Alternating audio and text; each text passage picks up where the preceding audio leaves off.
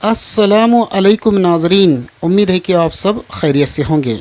मेरे पीछे आप जो किला देख रहे हैं ये गोलकोंडा फोर्ट है जो हैदराबाद तेलंगाना इंडिया में है। ये किला कमोबेश 700 साल तक मुसलमानों की हुकूमत में रहा है। वरंगल के राजा कृष्णदेव ने 1363 में बहमनी सल्तनत को ये किला हैंडओवर किया था। तब से लेकर 1947 तक बल्कि 48 तक ये किला मुसलमानों के ताबे में रहा है।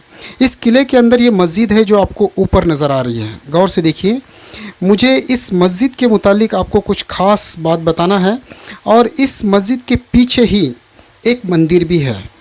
ये मस्जिद और मंदिर के मुतालिक चंद बातें आपको उजागर करनी है जिसके मुतालिक आज आम तौर से गलतफहमियाँ लोगों में हैं। देखो, हम गोलकोंडा फोर्ट पे आ चुके हैं। ये गोलकोंडा फोर्ट का जो आपको सामने मैं जूम करके दिखा रहा हूँ ये एंट्री गेट है। यहाँ से हम ऊपर आए हैं और हम इस किले को 5 तटबंदियाँ हैं अलग अलग। तो ये 5वीं तटबंदी है, नहीं 4थी तटबंदी है ये जहाँ पर हम आए हैं और यहीं पर ये मस्जिद है। इस मस्जिद को इब्राहिम कुली कुतुब शाह ने बनाया था।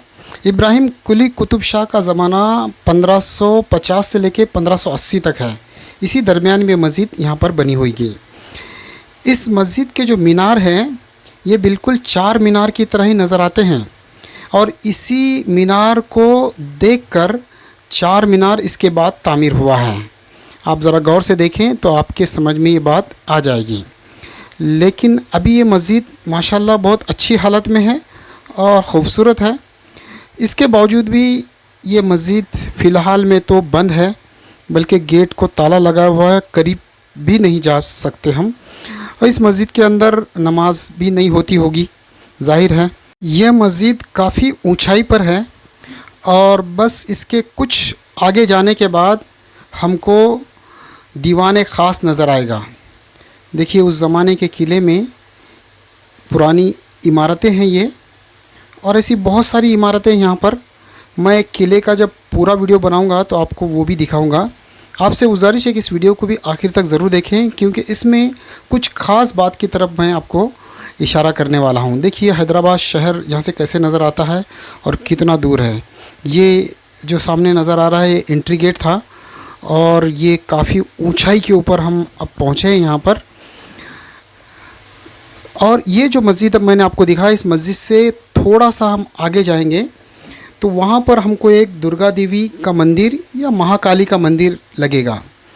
ये महाकाली का मंदिर अबुल हसन तानाशाह के दौर में बनाया गया है क्योंकि अबुल हसन तानाशाह के दौर में अक्कन्ना और मादन्ना ये 2 भाई मिनिस्टर थे और इन दोनों ने इस मंदिर को बनाया है। अब हम आगे जाकर उस मंदिर को भी देखेंगे। देखिए, मस्जिद के पीछे से रास्ता जाता है और यहाँ से हम थोड़ी दूर आगे चल के जाएंगे तो जो दीवान ख़ास है उसके और इस मस्जिद के दरमियान में वो मंदिर हमको नज़र आएगा। तो अब वो मंदिर भी मैं आपको दिखाता हूँ और जाहिर है कि ये मंदिर यहाँ पर यानी कमोबेश 700 साल से यहाँ पर है और मुसलमानों की यहाँ हुकूमत रही है और बादशाहों के आने जाने के रास्ते में ही ये मंदिर है। बहुत सारे हिंदुस्तान के लोग मुसलमानों पर ये इल्ज़ाम घड़ते हैं कि मुसलमान मंदिर को तोड़ते हैं और मूर्ति को तोड़ देते हैं। लेकिन अगर मुसलमानों को मंदिर को तोड़ना होता और मूर्तियों को तोड़ना अगर मकसद होता तो ये मंदिर यहाँ पर नहीं बचता। देखिए, ये मस्जिद यहाँ पर नीचे है और बस उसके थोड़ा सा आगे ये मंदिर का आंगन है। ज़रा गौर से देखें आप तो देखो, ये मंदिर के अंदर जाने का मेन दरवाज़ा है। यहाँ से लोग अंदर जा रहे हैं, आप देखिए, और यहाँ से भी अंदर जाते हैं और अंदर जो है कुछ मूर्तियाँ हैं बहुत सारी और वहाँ पर पूजा वगैरह सब होती है। और ये सामने जो कमान दिख रही यहीं से ये सुल्तान के आने जाने का रास्ता था क्योंकि इसके आगे ही दीवान ख़ास आपको ऊपर देखो थोड़ा सा नज़र आ रहा है, वही दीवान ख़ास है जहाँ पर बादशाह बैठकर बहुत सारे फ़ैसले किया करते थे लोगों के और हुकूमत चलाने के जो है प्लानिंग भी यहीं से बनाई जाती थी। तो कहने का मतलब ये है कि अगर मंदिरों को तोड़ना मकसूद होता और बुतों को तोड़ना यानी मूर्तियों को तोड़ना मुसलमानों का मकसद होता, तो ये मंदिर यहाँ 700 साल से कैसे होता। ऐसे ही और एक मंदिर है यहाँ पर, जहाँ जिसको रामदास की जेल कहते हैं। उनको यहाँ पर बंदी बना के रखा था, तो उन्होंने वहाँ पर अपनी भक्ति से, अपनी श्रद्धा से और पत्थर से टोक के वहाँ पर जो है कुछ मूर्तियाँ बनाई हुई हैं उन्होंने। और वहाँ पर काफ़ी मूर्तियाँ हैं, गणेश की है और ऐसी और भी बहुत सारे भगवानों की मूर्तियाँ वहाँ पर मौजूद हैं। और वो भी मूर्तियाँ आज तक वैसी ही है।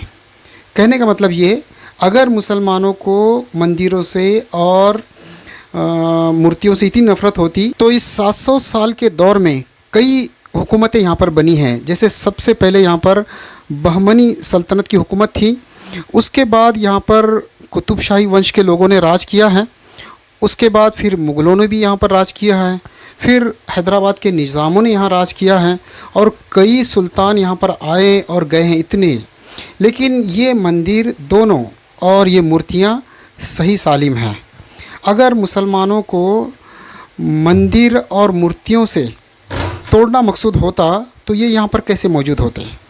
इनको तोड़ना और क्षति पहुँचाना मकसूद नहीं है, मकसद तो कुछ और है कि लोगों तक हक बात पहुँचाना और लोगों को ये सारे गुमराही वाले रास्ते से बचाकर सीधे रास्ते पर लाना, ये मुसलमानों का ज़िंदगी का मकसद है। तो कहने का मतलब ये कि ये जो कहा जाता है कि अफ़गानिस्तान के जो मोहम्मद गज़नी जो हिंदुस्तान आए थे और इन्होंने आकर मूर्ति को जो है तोड़ दिया और सोमनाथ के मंदिर को नुकसान पहुंचाया और वहाँ से बहुत सारा सोना लूट के लेके गए।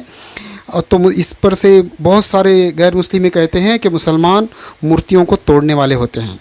असल में ऐसा नहीं है।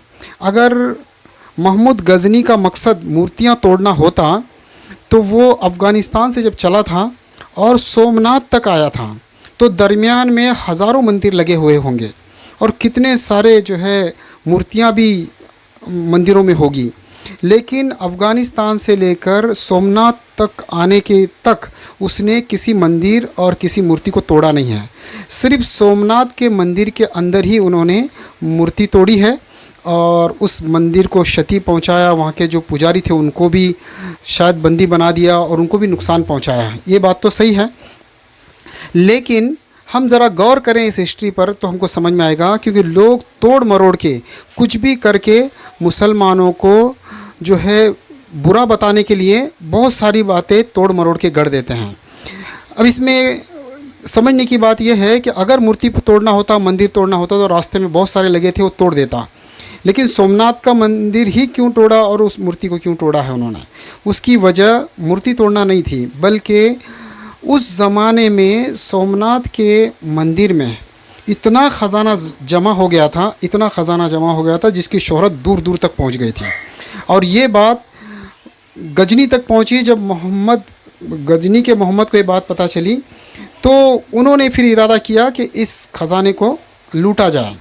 क्यों लूटा जाए? इसलिए लूटा जाए कि ये जो ख़जाना है, ये जो दौलत है, असल में इंसानों के काम आना चाहिए।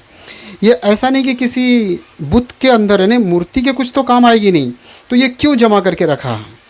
तो इसीलिए इस ख़जानों को लूटकर गजनी के मोहम्मद ने रियाए पर जाकर इसको खर्च किया है, इंसानों पर जाकर इसको खर्च किया है। तो ये जो माल यहाँ दौलत जमा हुई थी सोमनाथ के मंदिर में, ये कैसी जमा हुई थी? यहाँ तो कोई बादशाह का ख़जाना तो नहीं था ये।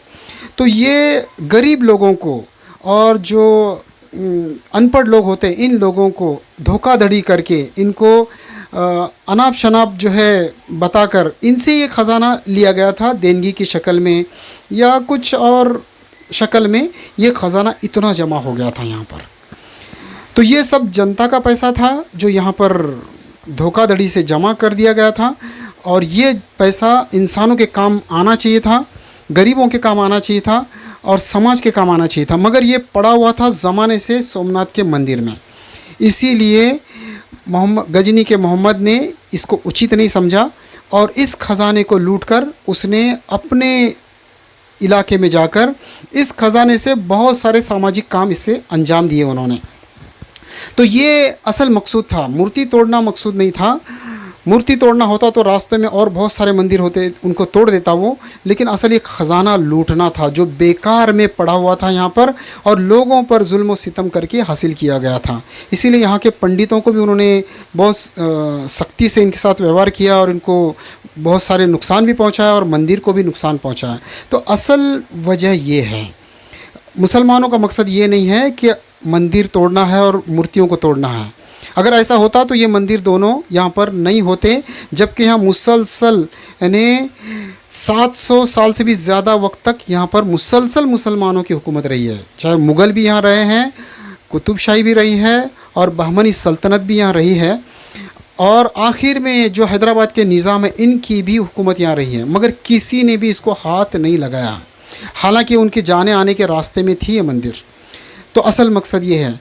तो लोग जो है मुसलमानों को बदनाम करने के लिए कहते हैं कि ये मंदिर के और मूर्तियों के दुश्मन हैं। नहीं, बल्कि हम इंसानों को जो अंधश्रद्धा होती है और लोगों को अंधश्रद्धा और अनपढ़ होने की वजह से जो उस ज़माने के ब्राह्मण समाज के बड़े लोग थे वो जो लूट पाट करते थे, जिसकी वजह से इतना ख़जाना उन्होंने जमा कर दिया था, ये ख़जाना आवाम तक और जनता तक पहुंचना चाहिए, इसीलिए उन्होंने इस मंदिर को तोड़ा था।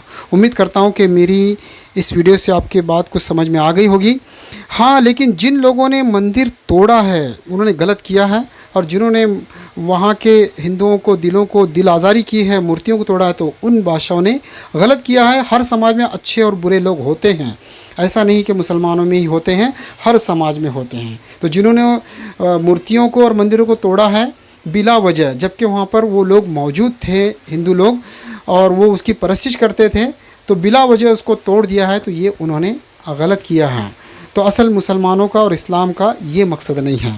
उम्मीद करता हूँ कि मेरी बात आपके समझ में आ गई होगी। अगर ये वीडियो आपको अच्छी लगी है और ऐसी वीडियो अगर आप बार बार देखना चाहते हैं तो इस वीडियो को ज़रूर लाइक करें और चैनल को सब्सक्राइब भी करें। चलो तो मिलते हैं ऐसी किसी और वीडियो के साथ। अल्लाह हाफिज़।